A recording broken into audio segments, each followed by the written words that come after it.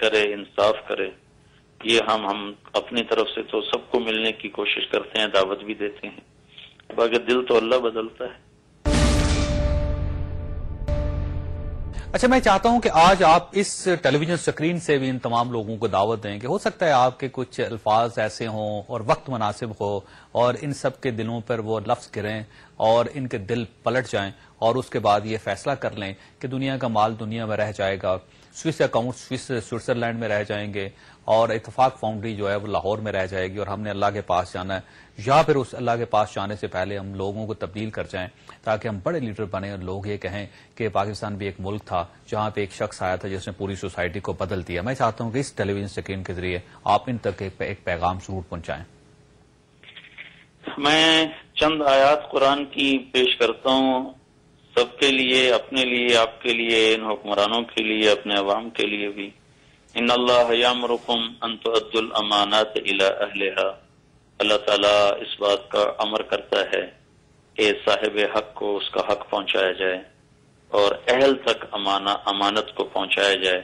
حکمرانوں کے ذمہ ہے کہ نااہلوں کو کلیدی عہدوں پر مت لگائیں، بددیانت اور خائن لوگوں کو کلیدی عوام کے فیصلہ کرنے والے نہ بنائیں اور ان کو بڑے عہدوں پر مت لگائیں.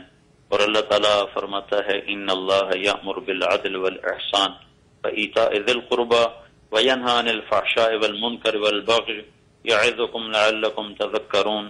اللہ تعالیٰ تمہیں حکم دیتا ہے تم عدل کرو، احسان کرو، رشتہ داروں کو عطا کرو اور فحاشی، منکر اور بغاوت سے باز رہو. یہ اللہ کی طرف سے نصیحت ہے اور یہ اللہ تبارک و تعالیٰ کی طرف سے پیغام ہے ساری دنیا کے انسانوں کے لیے. اور اللہ تعالیٰ کے رسول کا فرمان ہے السلطان ذل اللہ فی الارض یاوی الیہ کل مظلوم من عبادہ، کہ جو بادشاہ ہوتا ہے وہ زمین پہ اللہ کا سایہ ہوتا ہے جہاں مظلوموں کو پناہ ملتی ہے. اگر وہی ظلم کرنے پر آ جائے گا اور نافرمانی کرنے پر آ جائے گا تو بے برکتیں اٹھا لی جائیں گی اور قحط مسلط کر دیا جائے گا اور فضا تباہ و برباد ہوگی. اور قیامت کے دن عادل ہو یا ظالم ہو، حکمران جب آئیں گے تو ان کے ہاتھ ان کی گردن کے پیچھے بندھے ہوئے ہوں گے اور انہیں پہلے اپنی حکومت کا حساب دینا پڑے گا اور اس کے بعد پھر انہیں اپنا ذاتی حساب دینا پڑے گا. حضرت عبداللہ بن عمر رضی اللہ تعالیٰ عنہ نے حضرت عمر رضی اللہ تعالیٰ عنہ کو وفات کے 10 سال بعد دیکھا. وہ ماتھے سے پسینہ پونچھ رہے تھے، پسینہ سے. تو انہوں نے پوچھا ابا جان کیا ہوا؟ فرمایا بیٹا حکومت کے حساب سے اب فارغ ہوا ہوں اور ابھی اپنی جان کا حساب دینا باقی ہے. 10 برس حکومت کی تو 10 سال بعد خواب میں نظر آئے کہ اب حکومت کے حساب دے کر فارغ ہوا ہوں، ابھی اپنی جان کا حساب دینا باقی ہے. حالانکہ یہ وہ عمر ہیں جن کے بارے میں اللہ کے نبی نے فرمایا تھا میرے بعد کوئی نبی ہوتا تو عمر ہوتا. اور آپ نے فرمایا تھا کہ اللہ تبارک و تعالی تمام فرشتوں کے سامنے میرے صحابہ پر فخر کرتا ہے اور عمر بن خطاب پر خاص طور پہ اللہ تعالیٰ فخر فرماتا ہے. یہ وہ عمر تھے جن کو 1,24,000 صحابہ مطلوب تھے اور سب طالب تھے. 1,24,000 صحابہ سب طالب تھے اور عمر بن خطاب مطلوب تھے.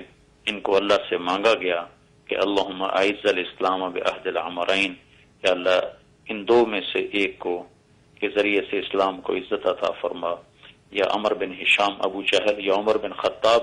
اور آپ نے فرمایا وبعمر بن الخطاب خاصتاً، یا اللہ عمر بن خطاب کو خاص طور پہ ہدایت نصیب فرما. جو اس طرح مانگے گئے مطلوب تھے وہ 10 برس کے بعد اپنا پسینہ پہنچ رہے تھے. تو آج کے حکمران کہاں جائیں گے؟ یہ تو 5 سال پورا کرنا چاہ رہے ہیں مولانا، 5 سال کا حساب دیں گے. اچھا یہ بتائیے کہ آخری لمحات ہیں پروگرام کے، میں چاہتا ہوں مولانا کہ آپ عام آدمی کو بتائیں کہ عام آدمی اپنی زندگی میں کیا تبدیلی لے کر آئے جس سے اس کی زندگی میں سکون بھی آ جائے، معاشرہ بھی کرپشن فری ہو جائے، سوسائٹی بہتر ہو جائے، آگے چلیں ہم، امن قائم ہو جائے سوسائٹی میں. عام آدمی کیا کرے؟ 2 چیزیں ہیں جو سارے دین کا خلاصہ ہیں. ایک کا تعلق اللہ کے ساتھ ہے جس کو تقوی کہتے ہیں، اور ایک کا تعلق انسانوں کے ساتھ ہے جس کو اخلاق کہتے ہیں.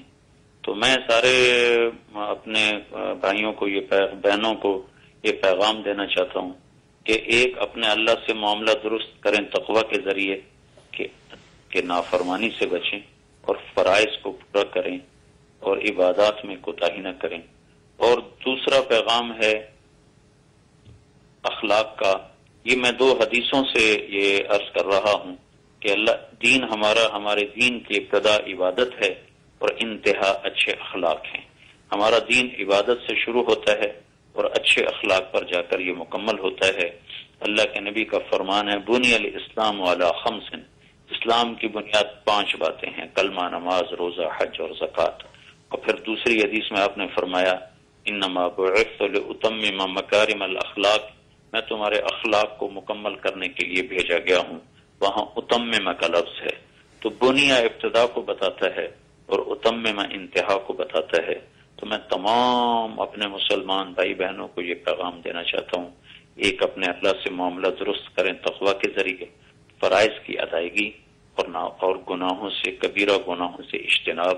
اور دوسرا جو مہا امر ہے اللہ کا اور عظیم الشان امر ہے وہ اچھے اخلاق ہیں کہ ایک اپنی زبان سے کسی کو دکھ دینے والا بول نہ بولیں، کسی کی دل آزاری نہ کریں، غیبت کو اور جھوٹ کو اور چغلی کو اور گالی گلوچ کو اپنی زندگی سے نکالیں اور اپنے دل کو مسلمانوں کے بغض سے پاک رکھیں. کسی کی برائی نہ دیکھیں، کسی کا عیب نہ دیکھیں، کسی کے عیب کو دیکھ کر اسے حقیر نہ سمجھیں، اسے نظروں سے نہ گرائیں، اس کو اچھالیں نہیں.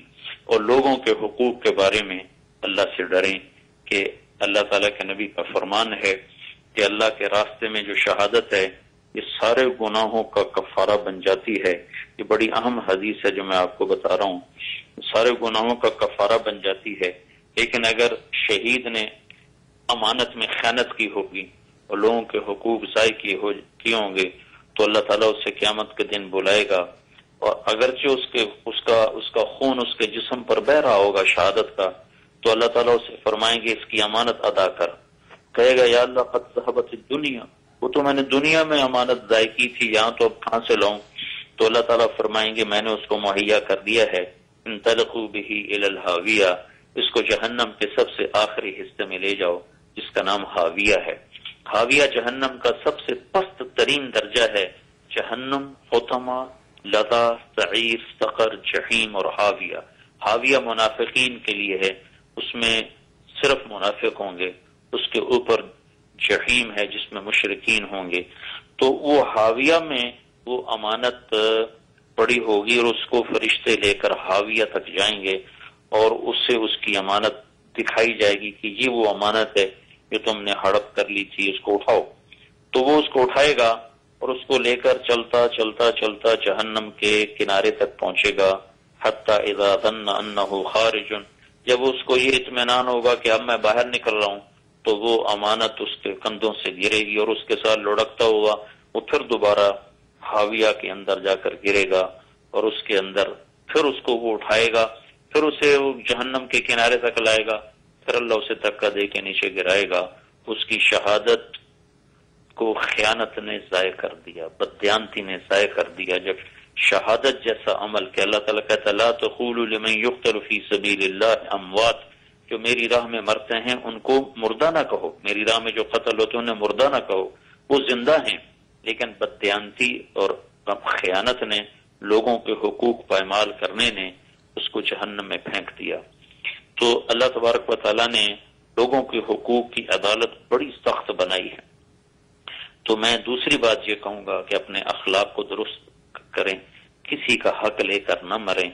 ان کا حق کسی کے ذمے ہو تو وہ کوئی گھاٹے کا سودا نہیں ہے، اللہ تعالیٰ آخرت میں پورا کر دے گا. جی مولانا آپ کا بہت بہت شکریہ. خواص آپ نے مولانا طارق جمیل صاحب کی گفتگو سنی. اس گفتگو کے بعد مزید کسی لفظ کی ضرورت نہیں رہتی. اللہ تعالیٰ آپ اور آپ کے اہل خانہ کو ہر قسم کی مصیبت سے محفوظ رکھے. اللہ حافظ.